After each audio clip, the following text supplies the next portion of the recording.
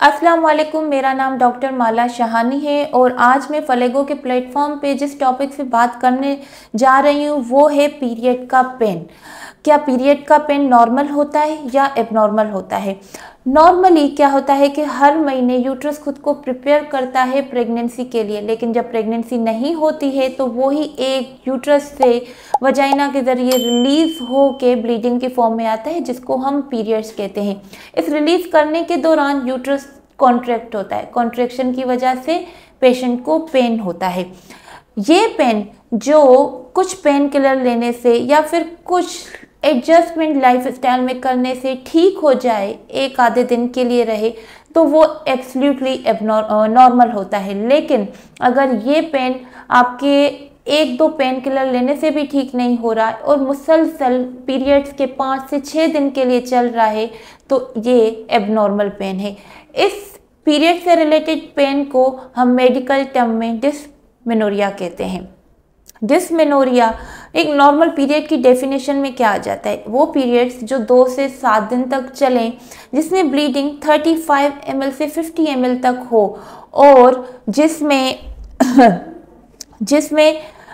Pen बहुत ज़्यादा नहीं हो, बियरेबल हो, उसको हम नॉर्मल पीरियड्स कहते हैं। मेडिकल टर्म में हम इसको डिस्मेनोरिया बोलते हैं। वो डिस्मेनोरिया जो एक आधी पेन किलर खाने से या अपनी रोज़मर्रा की लाइफ में थोड़ा बहुत एडजस्टमेंट करने से ठीक हो जाए, तो वो प्राइमरी डिस्मेनोरिया होता है। वो उसकी कोई वजह नहीं होती और वो नॉर्मल होता है। दूसरा होता है हमारा सेकेंडरी डिस्मेनोरिया, जिसकी कुछ वजहें होती हैं, जैसे कि genital infection, pelvic inflammatory disease. अगर हमारे पेल्विक के ऑर्गन्स का कोई भी इन्फेक्शन चल रहा हो, तब भी वो पेन होता है और इतना सिवियर होता है जो दवाइयों से ठीक भी नहीं होता है।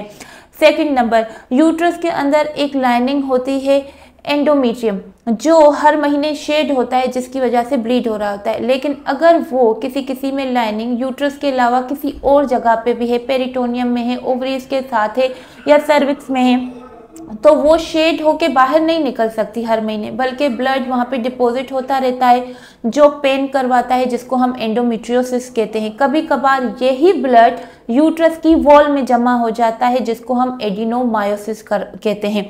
ये पेन के साथ साथ और भी कॉम्प्लिकेशंस करवाती हैं, जैसे कि साथ वाले सारे ऑर्गन्स चिपक जाते हैं, जो ट्यूब्स हैं उनकी मोटिलिटी ख़त्म हो जाती है, जिसकी वजह से ये दोनों कंडीशंस इनफर्टिलिटी भी करवा सकती हैं। उसके अलावा सबसे कॉमन कॉज होता है फाइब्रॉइड, जो एक ट्यूमर होता है यूट्रस के अंदर। ट्यूमर का मतलब ये नहीं कि वो एक कैंसर है, ट्यूमर हम किसी भी एबनॉर्मल ग्रोथ को बोल सकते हैं।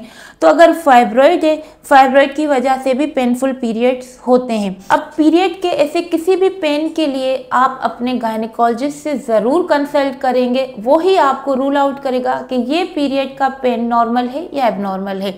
अगर कोई पीरियड का पेन नॉर्मल है तो हम उनको कुछ घरेलू टोटकों से ही ठीक कर सकते हैं, जैसे कि हीटिंग पेज या हॉट वाटर बॉटल अगर हम अपने लोअर एब्डोमेन पे रब करेंगे या लोअर एब्डोमेन पे अगर मसाज करवाएंगे, कमर पे मसाज करवाएंगे, तो उससे भी आराम आ सकता है।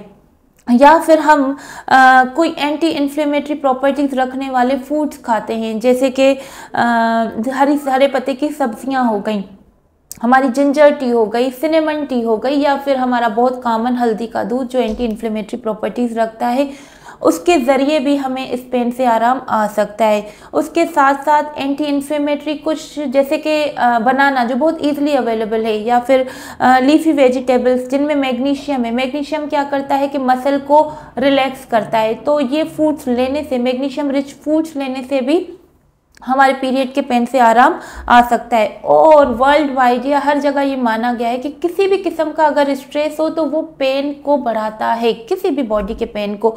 तो हम स्ट्रेस को रिलीव करने के लिए जो भी, अगर आपको डांस पसंद है तो डांस करें, योगा करें, वॉक पे जाएं, एक्सरसाइज करें, या फिर बुक पढ़ें, या फिर जो भी एक्टिविटी आपको सुकून देती है, स्ट्रेस रिलीव करती है, उससे भी आपको इस पेन से आराम आ सकता है। अगर इन सब चीज़ों से भी नहीं हो रहा तो ओवर द काउंटर हमारे पास कुछ मेडिसिन अवेलेबल हैं, जैसे कि non steroid anti inflammatory drugs, Warren, Brufen, इनसे भी पेन रिलीव हो जाता है। अगर इन सब चीज़ों से भी पेन रिलीफ नहीं होता है तो फिर हम मज़ीद इन्वेस्टिगेशंस में जाते हैं, जिसमें आ जाता है अल्ट्रासाउंड। अल्ट्रासाउंड के ज़रिए अगर पता चलता है कि कोई ऐसा कॉज नहीं है तो हम OCPs जो हमारी हार्मोनल पिल्स हैं उनको भी यूज़ कर सकते हैं, या फिर मायरीना एक सिस्टम होता है, एक कॉइल होती है, अगर हम यूट्रस के अंदर रख दें जो प्रोजेस्टेरोन हार्मोन है, उससे भी हमारे डिस्मेनोरिया को इलाज हो सकता है।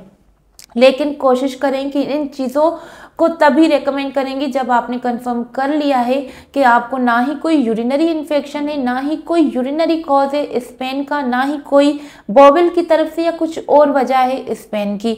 अगर ऐसे किसी भी पेन को रूल आउट करवाना है तो आप फलेगो के ज़रिए हमारी अपॉइंटमेंट ले सकते हैं और अपने किसी भी मेंसेस से रिलेटेड पेन को डिस्कस कर सकते हैं। शुक्रिया।